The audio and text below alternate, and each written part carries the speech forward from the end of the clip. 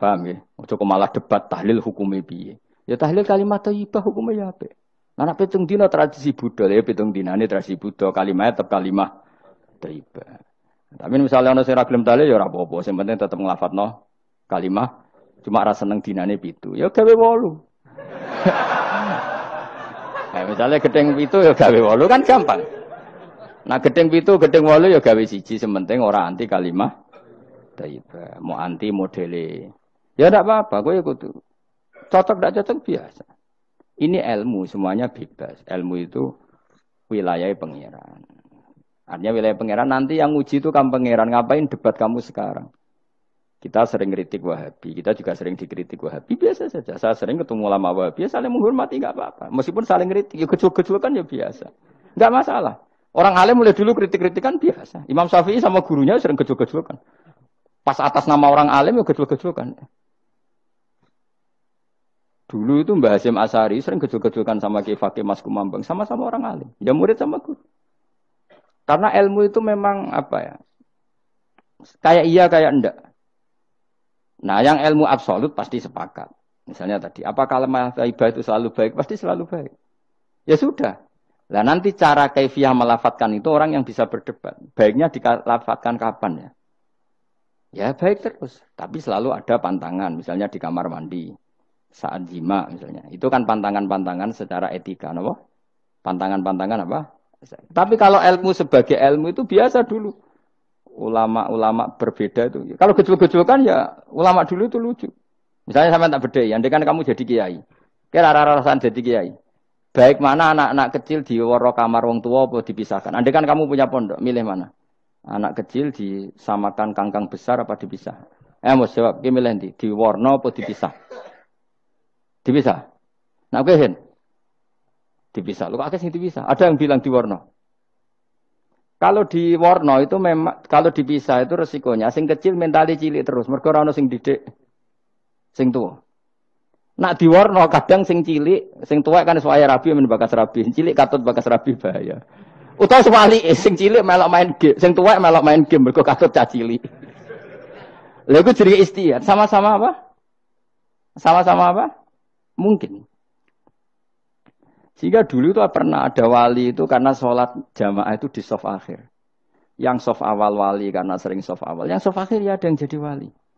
Yang shaf awal nggak terima. Kenapa kamu jadi wali padahal kalau sholat di shaf akhir? Jawabnya, saya itu malu sama Allah. Kok kepedean betul kok di depan. Tapi gak jadi rule. Gimana jadi toy? Cek pede nih. Enggak ngarep. Karena dia di belakang motifnya itu tidak males. Tapi motifnya itu apa? Tawaduk atau malu. Dia jadi wali. Nah, gue kan bergo males panjang.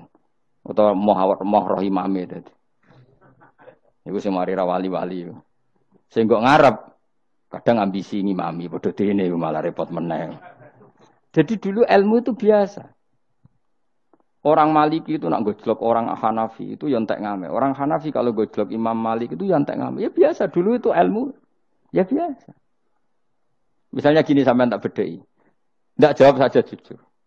Rasulullah itu puasa Senin Kamis selalu apa kadang-kadang dalam semua riwayat. Kadang-kadang. Sesuatu yang kadang-kadang dilakukan Rasulullah itu akan sunat terus apa sunatnya juga kadang-kadang. Ayo jawab saja. Wah, akeh sing sarap ya. Rasulullah itu puasa Senin Kamis itu kadang-kadang apa terus? Kadang-kadang. Ini sudah masih benar. Sesuatu yang pernah dilakukan Nabi kadang-kadang itu menjadi sunat terus apa sunatnya juga kadang-kadang terus. Nah, sekarang ini. Sebetulnya hadis kunut itu semuanya sepakat. Rasulullah kunut itu ya ahyanan kadang-kadang. Nah, sesuatu yang pernah dilakukan Nabi kadang-kadang itu akan menjadi sunat terus ila yaumil. Maka Imam Syafi'i milih kunut terus. Abu Hanifah enggak. Bahaya kalau sunat kok dilakukan terus. Nanti dikira wajib. Sehingga Abu Hanifah tidak kunut. Dan itu ya biasa ketemu Imam Syafi'i kalau sholat di Masjid Abu Hanifah itu tidak kunut. Ketika ditanya ikroman di hadal madhab, saya menghormati madhab. Orang Hanafi kalau main ke rumahnya Imam Syafi'i ya kunut ya biasa dulu. Sekarang kunut dan kunut jadi politik identitas. Ini kunut sebelah ini mesti ini enggak kunut sebelah yang dulu itu enggak. Saya sampai sekarang enggak pernah tahu kunut itu tradisi ormas mana, sampai sekarang enggak ada tahu. Karena saya orang alim, taunya kunut madhab Syafi'i, enggak kunut madhab Hanafi. Dan itu sebelum tahun 12 dan 26 mazhab itu. Udah tahu toh maknanya? Mazhab itu sebelum tahun 12 dan tahun 26.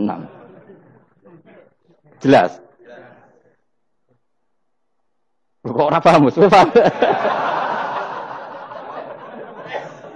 Jadi dulu lama ya biasa perdebatannya gitu. Apakah sesuatu yang pernah dilakukan Nabi secara ahyanan itu sunat terus? Apa sunatnya juga ahyanan sekali tempo? Jawabannya apa? Terus. Tapi kalau terus bahaya nanti yang sunat dikira wajib. Nah, yang berpikir gitu Abu Hanifah, yang berpikir terus Imam Syafi'i. Ya sudah, akhirnya jadi seperti ini. Dulu itu enggak jadi politik identitas, saling menghormati. Imam Syafi'i itu Abu Hanifah sudah kabundut. Pernah sholat di masjid Abu Hanifah tidak kunut. Ketika ditanya, ikroman lihadzal madhab. Saya menghormati madhab ini. Entah angen-angen nak kunut terus, enggak dikira wajib. Orang-orang Hanafi kalau ke rumahnya Imam Syafi'i di komunitasnya juga kunut. Ya sudah biasa dulu seperti itu. Makanya kita ini harus ngaji. Dulu itu biasa. Ulama gejol-gejolkan perkara madhab. Kayak yang saya contohkan tadi. Orang yang membatalkan puasa lewat jima itu kan sanksinya berat. Sanksi ini karena jima, apa karena hadku hormati Ramadan biuri usrin syar'iyyin, merusak kehormatan Ramadan tanpa uzur syara'. Cara Imam Malik karena merusak Ramadan tanpa uzur syara' sehingga enggak jima pun hukumnya sama. Yaitu misalnya makan tanpa uzur, ya hukumnya sama. Kenapa sama? Jima istri hukumnya apa? Halal apa haram? Halal. Makan halal. Maka kalau itu kamu lakukan fina hari Ramadan, siang-siang Ramadan tanpa uzur syara, maka sanksinya sama-sama berat karena dianggap melecehkan kehormatan Ramadan. Cara Imam Syafi'i enggak, jima sama makan mulai dulu beda. Kamu makan wajib mandi enggak? Enggak. Kalau jima wajib. Kan beda. Ya beda itu enggak sama.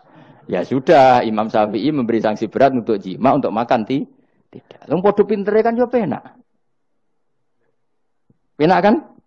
Sing ora penak iku padha gobloke, padha sok pintere. Lah iku debate ra barbar iku. Padha gobloke, nak debat padha sok pintere. Wis naudzubillah min dzalik. Kulo nek debate wong malah kudu guyu. Malah melok goblok, ngrungokno tok iku malah melok goblok. Wong debat agama kok gak ono referensi, ra ono kitabe. Amen muni menurut saya. Memangnya Anda penting dalam wali ora, ulama ora kok debat agama menurut. Memangnya Anda mujtahid? Kudune gak menurut kitab yang saya baca dalam mazhab Syafi'i kitabnya ini begini. Sing sitok bantah dalam mazhab Maliki kitabnya ini. Wah itu keren. Aku teko ning majelis ini. Debat menurut saya. Memangnya Anda siapa? Nabi ndak, wali ndak, ulama ndak? Kok mau agama menurut Anda? Wis wargane ora mesti kok ape. Makanya dibiasakan pakai referensi, pakai sanad. Agama ini butuh sanad. Inna hadzal ilma dinun fangzuru amman ta'khuduna dinakum. Lihat di mukadimah Sahih Muslim. Agama ini ilmu, ilmu ini agama. Maka lihatlah ilmu itu kamu ambil dari mana?